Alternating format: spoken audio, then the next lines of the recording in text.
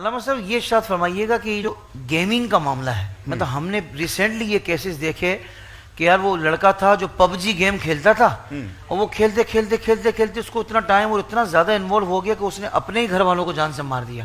یہ بالکل سچے واقعات ہیں اور بہت افسوسناک واقعات ہے کہ ماں باپ کو بچے نے قتل کر دیا کیونکہ اس کی ذہنی حالت ایسی ہو گئی۔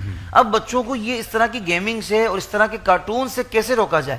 ایک حل تو میرے پاس ہے جو میں کر دیتا ہوں، باقی علماء کرام رہنمائی کریں گے کہ دعوت اسلامی نے بھی ماشاءاللہ مدنی کارٹونز جو غلام رسول کے مدنی پھول اور کنیز فاطمہ اور یہ جو خوبصورت سلسلے انہوں نے جو بنائے ہیں نا، یقین کریں یہ بچوں کو آپ دکھائیں اور ایسی ایسی پیاری پیاری سنتیں سیکھنے کو ملتی ہیں اور تربیت کا وہ انداز ہے، بلکہ میلاد کا موقع ہو تو میلاد کے موقع پر بھی ایک خاص خاکہ آ جاتا ہے، کارٹون آ جاتا ہے، اس میں سکھایا جاتا ہے کہ بھئی یہ ہمارے پیارے نبی کی ولادت کا دن ہے، اس دن ہم مسلمان خوش ہوتے ہیں، کیوں نہ ہو کہ حضور تو جانے کائنات ہے، یعنی بڑے پیارے انداز سے۔ ایک تو یہ ذریعہ ہے کہ دعوت اسلامی بھئی یہ سیدھا سیدھا راستہ اپنا سیدھا کر لیں، یہ بہترین ادارہ ہے، اور دیگر اہل سنت کے جو بڑے ادارے ہیں اور آپ سمجھتے ہیں ہاں یہ مستند ادارے ہیں، وہ بھی الحمدللہ ہمارے لیے رول ماڈل ہیں، لیکن ایک مرتبہ تعین کر لیں کہ بھائی یہ ادارے ہیں، یہ درسگاہ ہے، یہاں سے میں نے لینا ہے، خود بھی سیکھنا ہے، خود بھی عمل کرنا ہے اور بچوں کو بھی تربیت دینی ہے۔ تو گیمنگ کے حوالے سے کیسے روکا جائے؟ جی بسم اللہ الرحمن الرحیم۔ میرا خیال ہے جو میں سمجھ سکا ہوں، آپ یہ کہنا چاہ رہے ہیں کہ یہ جو گیم اور کارٹون سے بچے سبق سیکھتے ہیں، کیونکہ وہ پورے باہر سے پوری پلاننگ کے ساتھ یہ گیمیں لائی جا رہی ہیں۔ جی جی، یہ اصل میں ایک یلغار آنے والی نسل پر ہے کہ ان کو بالکل بے راہ روی کا شکار بنا دیا ایسا ہی ہے بالکل۔ تو اس کے مطابق پری پلان یہ کام ہو رہا ہے۔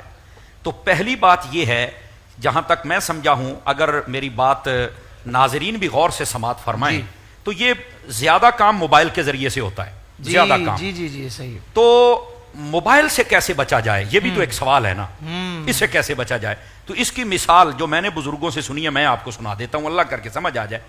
وہ فرماتے دیکھیے کہ ہمارے گھر میں ایک گاڑی آتی ہے، ہم اس گاڑی پہ چڑھ کے آتے ہیں، ہم نے آ کے گراج میں اس کو لاک کر دیا ہے، چابی ہم نے الماری کے اندر لٹکا دی ہے۔ کیا کبھی ایسا ہوا ہے کہ وہ گاڑی جو ہم نے گراج میں کھڑی کی ہے اس کو ہم اپنے بیڈ روم میں لے کے آئے ہوں اور اپنے تکیے کے نیچے رکھا ہو؟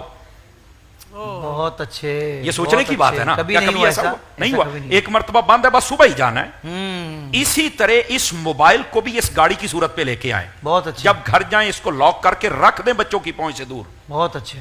یہاں پر یہ سوال ہوتا ہے کہ بھئی اب تو بچے اس کے بغیر رہتے ہی نہیں ہیں، تو پھر اس کا سادہ سا جواب ہے کہ یہ جو خود یا اس کی دادا دادی تھے وہ بھی تو موبائل کے بغیر رہی ہے نا، بالکل۔ تو اب یہ بات جب ہم کرتے ہیں تو یہ کہتے ہیں یہ تو کوئی پچھلی دنیا کی مولانا بات کر رہے ہیں۔ نہیں نہیں نہیں نہیں، اس وقت موبائل نہیں تھا تو پھر بچوں کو چپ کرانے کے لیے، بچوں کو مصروف رکھنے کے لیے، بچوں کی تربیت کے لیے پھر کیا تھا؟ بہت اچھے، یہ بھی تو ایک بات ہے نا۔ تو وہ کیا تھا؟ وہ نانی اور دادی اور اماں کی لوری ہوتی تھی، اور لوری بھی کتنی خوبصورت حضور قبلہ مفصب ہوتی تھی۔ اللہ یہ کاکا سو جائے، اللہ ہمارا بیٹا، یا مطلب وہ لوری ختم ہو گئی، بہت اچھے۔ وہ لوری ہی اس بچے کو ساری کام کر دیتی تھی، تربیت سکھلا دیتی تھی۔ اب یہ موبائل کیا سکھلائے گا؟ لوری سے جو سیکھتا تھا وہ بڑا ہو کے بابا فرید بنیا، سمجھ آئی نا؟ اور جو پب جی دیکھ کے وہ بڑا ہو کے قاتل بنا ہے۔